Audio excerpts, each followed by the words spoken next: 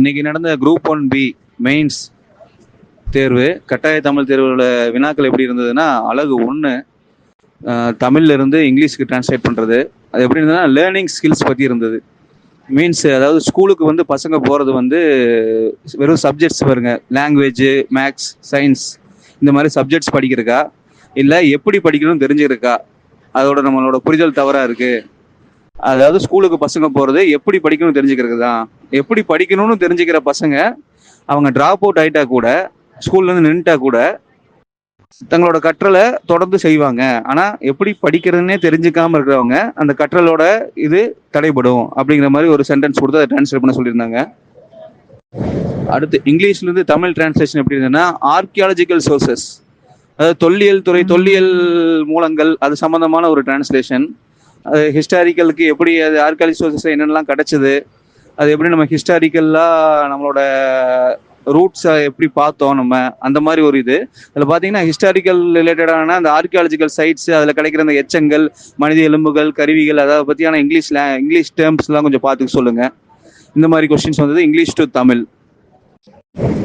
அடுத்து 2வது பார்த்தீங்கன்னா சுருக்கி வரைதல், அது 3ல் ஒரு அளவாக சுருக்கி வரைகிறது. அதுவும் வந்து இந்த கடல் ஓவியங்கள், அதாவது எப்படின்னா எழுத்து பிரதி எப்படி உருவாச்சு, தமிழ் எழுத்துக்கள் எப்படி உருவாச்சு. அதாவது முதல்ல ஓவியமா இருந்தது, ஓவியத்திலிருந்து அது வரி வடிவம் மாறிச்சு, வரி வடிவம் ஒளி வடிவம் பெற்றது. இது ரெண்டும் சேர்த்து தமிழ் எழுத்துங்கிற இன்றைய நிலை எப்படி அடைஞ்சது அப்படிங்கிற மாதிரி ஒரு சென்டென்ஸ். அதை வந்து சுருக்கி எழுத சொல்லியிருந்தாங்க. அடுத்து வந்து அழகு 3 நம்ம சோழ நாடு பற்றி ஒரு பெரிய பேசேஜ் கொடுத்துட்டு அதுலேருந்து ஒரு 5 கொஸ்டின் கேட்டிருந்தாங்க. அதாவது சோழ நாடு ஏன் நீர் நாடு என்று அழைக்கப்படுகிறது, அதுக்கான கான்செப்ட் அதிலே கொடுத்துருந்தாங்க. சோழ நாடு ஏன் காவிரி நாடு என்று அழைக்கப்படுகிறது, அந்த கான்செப்ட். அடுத்து வயலில் களை எடுக்க இறங்குறவங்க வந்து அவங்க காலில் என்ன தட்டுப்பட்டுச்சுங்கிற மாதிரி ஒரு கேள்வி. இந்த மாதிரி அந்த பேசேஜ்லேருந்தே கேள்வி இருந்தது, அது ரொம்ப எளிமையாக இருந்தது. அடுத்து அழகு 4 சுருக்க குறிப்பு கொண்டு விரிவாக எழுதுறது, ஹின்ஸ் டெவலப்பிங்.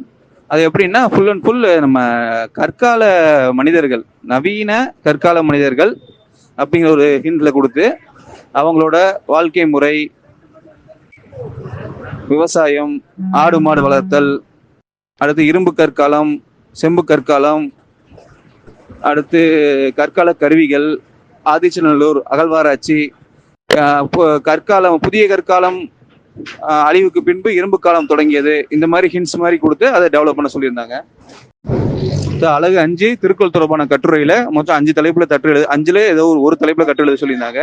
அதுல முதல் தலைப்பு வந்து திருவள்ளுவர் கூறும் நடுவு நிலைமை பற்றி ஒரு கட்டுரை. 2வது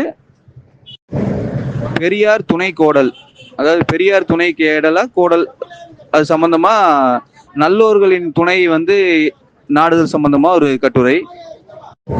3வது கட்டுரை வந்து கற்றலை விட கேட்டல் நன்று அப்படிங்கிற கேள்வி அதிகாரத்தை பற்றி ஒரு கட்டுரை. அடுத்து நட்பதிகாரத்தில நட்பு பற்றிய ஒரு கட்டுரை. அடுத்து திருவள்ளுவர் கூறும் ஒழுக்கமுடைமை. இந்த மாதிரி ஒரு 5 கட்டுரை கேட்டிருந்தாங்க. அடுத்து அழகு 6ல கடிதம் வரைதல்.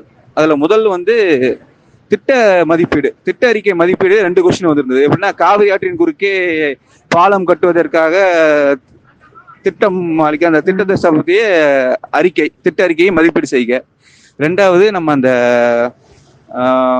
மற்ற மாநிலங்களில் வாழும் தமிழர்கள், அடுத்து அயல் நாட்டில் வாழும் தமிழர்களின் தமிழ் வளர்ச்சிக்காக மேற்கொண்டுள்ள இணையவழி தமிழ் கல்வி கொள்கை, அந்த திட்டத்தை பற்றி ஒரு திட்ட மதிப்பீடு. 2வது கடிதம் வரைதல். 3வது வந்து அரசாணை வெளியீடு, அரசாணையை கேட்டிருந்தாங்க. நம்ம பொங்கல் சிறப்பு பரிசு கொடுக்குற 2025 பொங்கல் சிறப்பு பரிசு அரிசி, பருப்பு, சேலை, வேட்டி 5000 ரூபா பணம் தர்ற மாதிரி, 5000 ரூபா பொங்கல் பரிசு கொடுக்குற மாதிரி அரசாணை வெளியிட சொல்லி ஒரு 3 இது கேட்டிருந்தாங்க. அழகு 7 பிரித்தெழுதுல பட அந்த வாக்கியத்துக்கு, அந்த சொல்லுக்கு வாக்கியம் எழுத சொல்லியிருந்தாங்க. கூ அந்த வாக்கியத்துக்கு வாக்கியம் எழுத சொல்லியிருந்தாங்க. அடுத்து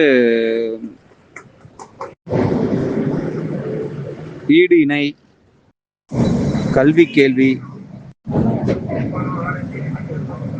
அத்தி பூத்தது, படபட, மேடு பள்ளம், இந்த மாதிரி கொஸ்டின்ஸ்லாம் கேட்டிருந்தாங்க.